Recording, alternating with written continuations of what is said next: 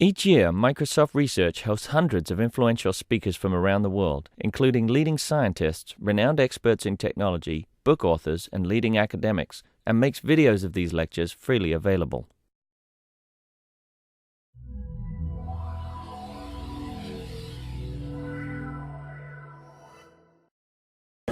Everyone, welcome, Trisha Wong! I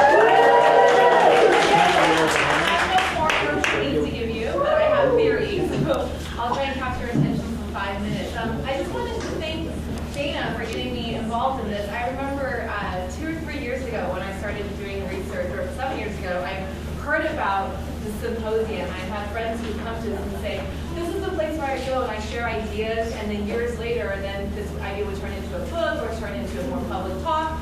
And I was like, wow, I wish I had that kind of community. So I don't have that in my department. I want a place where I can just run an idea by people and feel safe and feel like there will be great feedback without just the risk of being, penalized or ostracized. So this is really nice, to be here in the second year. So anyway, thanks for getting me involved, and thanks Lily for putting this together. So as I was saying earlier, I've been doing some intense ethnographic research in Chinese villages and towns and cities for the last few years, all to understand what it is like to come of age, super digitally connected under an authoritarian regime. And I've been finding out some things that are really interesting that really challenge some of the things we see coming out of the West, which is that Chinese, Western youth practices, online practices, are pretty consistent with their offline lives. There's a lot of the great research that's come out from Mimi's work and Alice's work and Dana's work and many other researchers. But what I found is that it's something completely opposite. So I want to tell you just a little bit about what it is. But what I want to move on to is some of the mechanisms for why I think this is happening and how this actually gives us insights for how we use, how youth use social media outside of China, even for the US. So how can we, and one of the things I've been thinking about a lot is we don't really yet have a language to talk about what happens online with youth. We may use social media in one way, but when you actually dive into what what teens are doing with social media, it's a crazy world.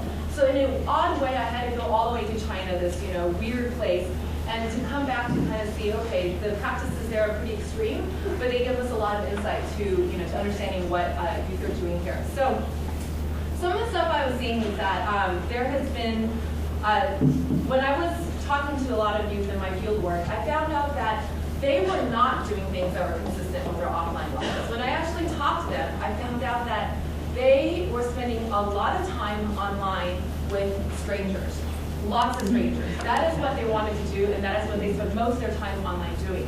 So during my field work, Chinese youth often told me that they were most comfortable sharing their emotions online with people they didn't personally know. They had multiple, probably 20 to 30 instant messaging accounts that handle all their different identities. And interestingly, they were also most emotionally close with people they didn't know and they had never met. Now, this probably just sounds like any other youth who is socially or geographically isolated in the U.S., so it may not seem that special, but the political and social context of China actually make it very special, because in Chinese society, there is such low trust that it is too risky for anyone, including youth, to share their emotions with someone they already know. So I don't want to get into the history of why that is, but I want to go into some of the reasons what I found. And so given all these conditions of 30, 40, or 50 years of communism and thousands of years of really strong social restrictive norms around emotional expression, the sudden availability of the internet combined with open market capitalism over the last decade has created this new social space in China where individuals can connect with each other under very quasi-anonymous conditions. So this is not a political space. Most scholars that are studying China, they're saying, well, the internet is going to bring about a political revolution. People can now share ideas about the government openly. But that's not what people are doing. That is one of the outcomes, and that's one of the things that we hear about a lot in the West.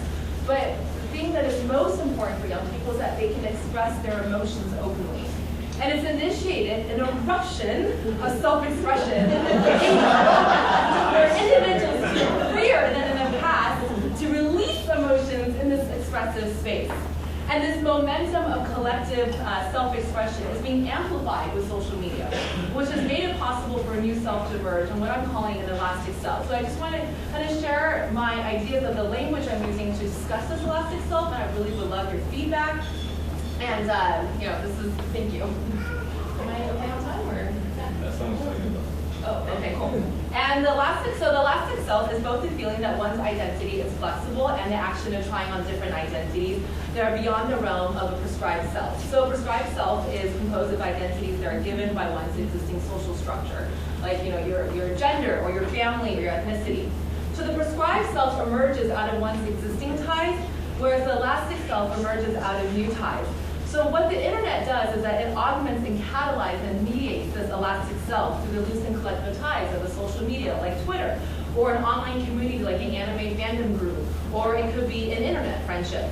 So in the context of China, a self that actually exists outside of the traditional ties of the family and the collectivist ties of the state is absolutely unprecedented. So one of the things I'm really interested in is that when we look at urbanism, they give urbanists have done a lot of research on physical place that gives us a language and a way to think about virtual experience. So we know that the built environment affects our behavior. So formal spaces produce formal identities. Like when we walk into a room and we see rows of desks lined up, we know to act a certain way. And in contrast, informal spaces produce informal interactions. So when we walk into like a bar and we just see like people casually standing around, we know that we can act freely without having to respond to an authority figure. So in the same way, software environments also affect how we present ourselves online. And the way I've been thinking about it is that whether intentional or not, social networks encourage a particular kind of identity and interaction. And broadly, we can categorize social media into two kinds of spaces when it comes to identity formation. It kind of operates on a spectrum. It's the way I've been thinking about it in my head. Is on one end, there's bounded spaces, the spectrum. On the other is unbounded. So these two spaces have very different structural dynamics. So in unbounded social media sites, social interaction tends to mirror or extend existing social interactions because people socialize with people they already know. And so think Facebook. And bounded, so it produces prescriptive, singular, and discrete identities.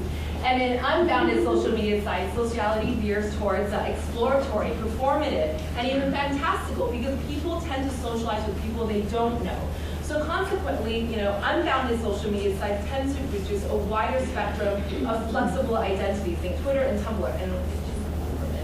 And so an elastic self flourishes in unbounded spaces because in the presence of strangers, individuals feel more liberated to try on different identities without the pressure of having to commit to any single one. Individuals can find each other quickly and form an immediate bond and assess trustworthiness in a very virtual space, and they create what I call network trust.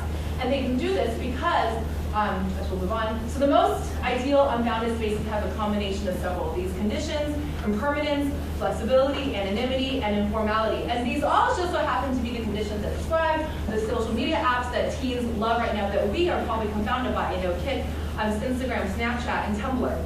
So with the availability of all of these new apps and services, it's actually surprising that recent scholarship treats it all as one homogeneous space, and whereas that was true pre-2008 or 10, it's actually pretty different now. There's much more diversity in purposes and usage. And it's much more accurate to talk about it as a spectrum. But this is not a hard and fast spectrum. It's not universal because the spectrum is different for each person, and we can get into that later. So pretty much during my fieldwork, the overwhelming majority of my youth would tell me that they spent most of their time in online spaces with strangers. Because these are the spaces that they were most far from their friends, their family, and the people they know. And these were the places that were perfect for exploring an elastic self. So I'm going to post a summary on ethnographymatters.net, a site that I run with Heather and Jenna and a few other ethnographers.